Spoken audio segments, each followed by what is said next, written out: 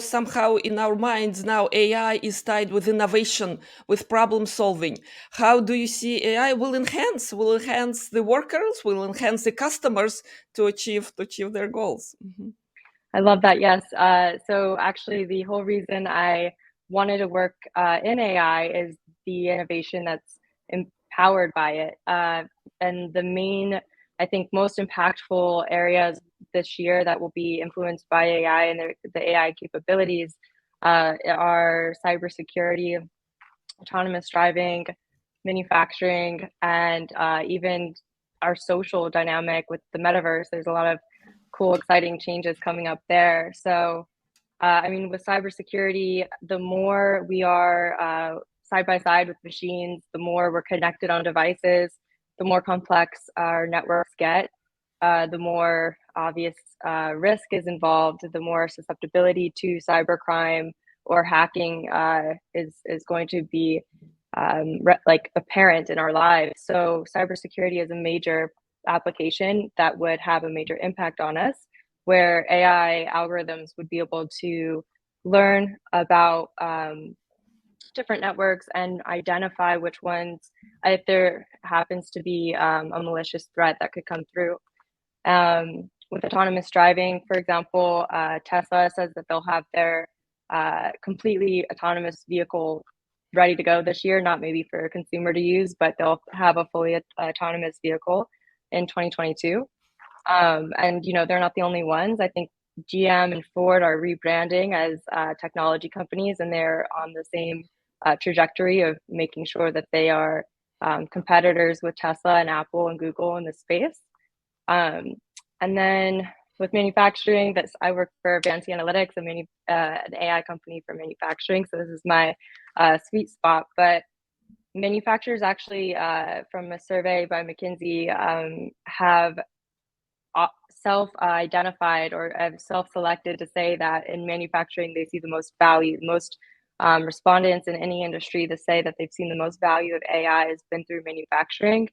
And, you know, with the supply disruptions that we've had the past year and a half or two, I don't think anyone's gone left untouched. You know, I think it's if you're the manufacturer and you can't, you know, create your product, or if you're the consumer and you can't buy a car, it's touched us all. And you don't need to resort to overcorrecting with, you know, increasing your inventory, warehouses, whatever the case may be. AI solutions can be used in a way that will empower manufacturers to have better control over their demand, have better control over their inventory, have better insight into their quality and predictive maintenance when it comes to their actual production. So there's so many applications there that can completely transform manufacturing, and there's so many manufacturers taking on those changes. But probably most, I guess, and in a weird way when it comes to society, the metaverse, I know I'm kind of influenced by a couple of your videos on this one, so I wanted to mention it. Mark Zuckerberg, I mentioned the computing power of AI is outpacing Moore's Law, but Meta is building the fastest. They're going to have the fastest computing supercomputer this year. It should be completed in the next couple of months, and that is one of the two key factors that is like prohibiting us from taking that next leap with our AI technology. So the fact that they are building the supercomputer to power the metaverse is going to unlock a lot of opportunity with that technological advancement across all industries and all enterprises. So really excited for all the work that's going into all these different industries. And it's also just very evident that that's how big of an impact AI will have across the board. Absolutely. There is, although the concern about explainable AI. You know, the leaders concerned, customers, public, you know, everyone is demanding how did they arrive to come up with certain outputs, how the decisions will be made based on the recommendations that the AI is making in all the industries you mentioned. So if there is bright future there, we will have a little more credibility and a little more trust to AI recommendations, you think? Mm-hmm. Well, I think it depends. In short, I think that we're naturally skeptical as humans, right? So, uh, everyone was afraid to use their thumbprints maybe on an iPhone to unlock it, and now we have facial recognition to unlock our iPhones. So, those are examples of AI where maybe we've been a little bit confused or skeptical or nervous about what's happening behind the scenes.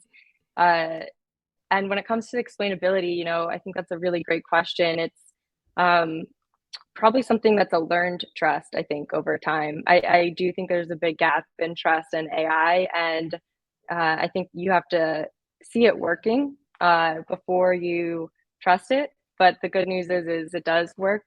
I mean, at least hopefully most of the time. I know there's obviously a lot of areas where AI has failed, but like anything else, we have to learn how to evolve and adapt to those changes and make sure that our legislation though like is keeping up with these changes and keeping up with these innovations because it is important to be skeptical sometimes, especially when it comes to a technology that's advancing faster than our organizations can even keep up with adapting it. So um, I think that when it comes to explainability, there's different variations and levels, but I think it's something that every AI company should aim to provide some insights and some explainability um, to make it safe and allow people to trust it.